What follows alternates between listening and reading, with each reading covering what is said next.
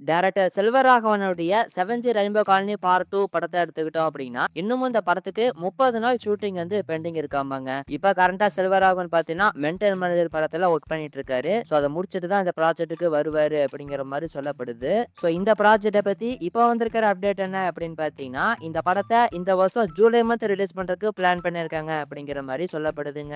So இது வந்து எந்த அளவுக்கு கன்ஃபார்ம் அப்படிங்கிறது தெரியல. இன்னும் 30 நாள் படத்தோட ஷூட்டிங் வேற பெண்டிங் இருக்கு. சோ இந்த படத்த எப்ப ரிலீஸ் பண்ண போறாங்க அப்படிங்கிறத வெயிட் பண்ணி பார்ப்போம்.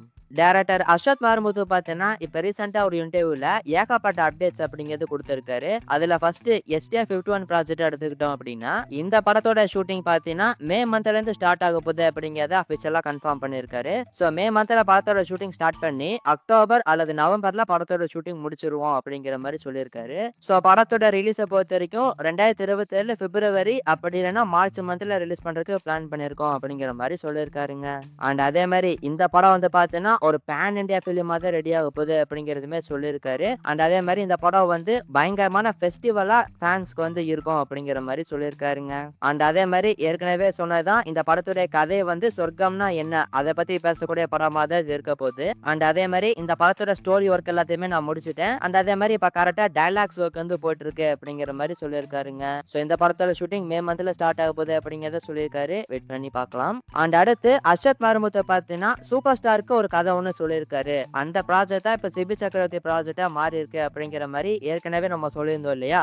சோ அத பத்தி இப்ப ரீசென்ட்டா அர்ஷத் என்ன சொல்லியிருக்காரு அப்படின்னு பார்த்தீங்கன்னா, ஆமா நான் வந்து சூப்பர் ஸ்டாருக்கு ஒரு கதை ஒண்ணு சொன்னேன். அந்த படத்த ஆர்கேஎஃப் தான் ப்ரொடியூஸ் பண்ற மாரி இருந்தாங்க. ஆனா ஒரு கட்டத்துல அந்த ப்ராஜெக்ட் வந்து டேக் ஆஃப் ஆகல. அண்ட் அதே மாரி சூப்பர் ஸ்டார் கிட்ட சொன்ன அந்த கதை இருக்கு இல்லையா? அந்த கதை வந்து ஒண்ணு சூப்பர் ஸ்டார் பண்ணணும், அப்படி இல்லன்னா உலக நாயகன் பண்ணணும். இவங்க 2 பேத்துல யாராச்சும் ஒருத்தங்க பண்ணா தான் அது கரெக்ட்டா இருக்கும் அப்படிங்கிற மாரி சொல்லியிருக்காரு.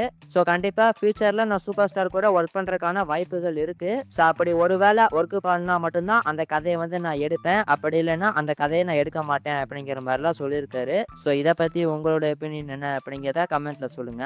அண்ட் அடுத்து அர்ஷத் மாரிமுத்து வந்து சூர்யா கூட ஃபியூச்சர்ல ஒர்க் பண்றதுக்கு வாய்ப்பு இருக்கா அப்படின்னு கேட்டப்போ என்ன சொல்லியிருக்காரு அப்படின்னு பார்த்தீங்கன்னா, சூர்யா சாருடைய வாரணம் ஆயிரம் படம் வந்து எனக்கு ரொம்ப ரொம்ப பிடிக்கும். ஒரு ஸ்பெஷலான திரைப்படம். அந்த படத்த பார்த்ததுக்கு அப்புறம் தான் என்னோட லைஃபே சேஞ்ச் ஆச்சு அப்படிங்கிற மாரியுமே சொல்லியிருக்காரு. சோ கண்டிப்பா சூர்யா சார் கூட ஒர்க் பண்ற வாய்ப்பு கிடைச்சது அப்படின்னா, கண்டிப்பா நான் ஒர்க் பண்ணுவேன் அப்படிங்கிற மாரி சொல்லியிருக்காருங்க.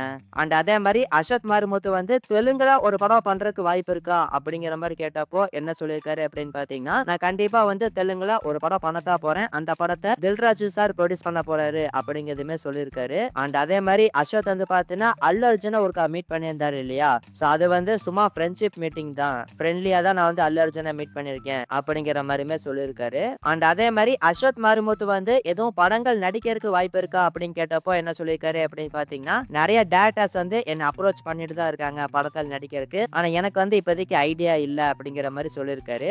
சோ இப்போதைக்கு நடிப்புல எல்லாம் கான்சன்ட்ரேட் பண்ண போறது கிடையாது அப்படிங்கிற மாரியுமே சொல்லியிருக்காரு. அண்ட் அதே மாரி அர்ஷத்தோடைய ஒரு அசிஸ்டன்ட் டைரக்டர் வந்து பார்த்தீங்கன்னா, ஒரு படம் ஒண்ணு டைரக்ட் பண்ண போறாராமா.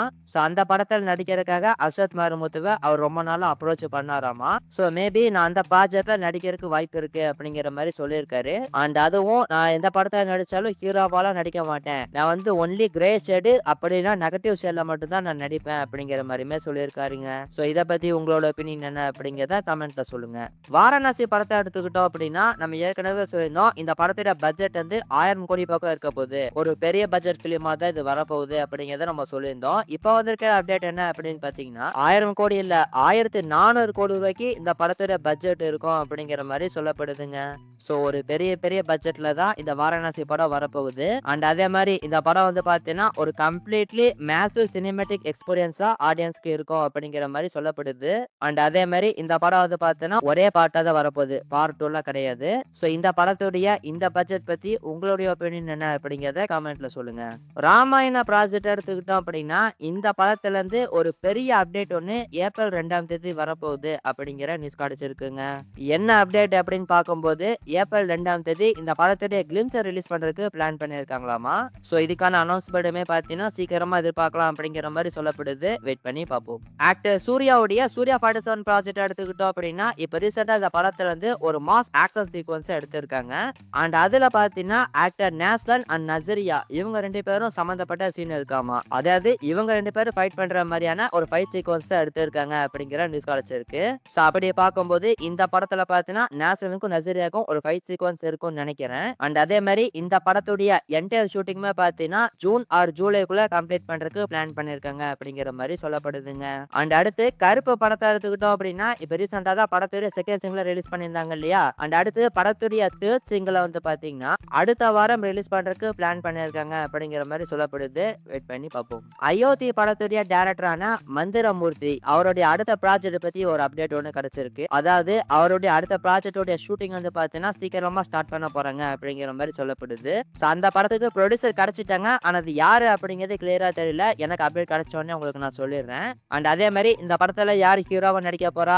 எந்தெந்த கேஸ்டிங் அப்படின்னு கேட்டீங்கன்னா, அதுவுமே இப்போதைக்கு கிளியரா தெரியல. இப்ப கரண்ட்டா பார்த்தீங்கன்னா, அதுக்கான ஒர்க் தான் போயிட்டு இருக்காமா. சோ அயோத்தி படத்துக்கு அப்புறமா அந்த படத்தோட டைரக்டருக்கு இது வந்து பார்த்தீங்கன்னா 2வது படம் தான். சோ ரொம்ப நாள் கழிச்சு தான் அவரோட 2வது படத்த எடுக்க போறாரு. சோ இத பத்தி உங்களோட ஒப்பீனியன் என்ன அப்படிங்கிறத கமெண்ட்ல சொல்லுங்க.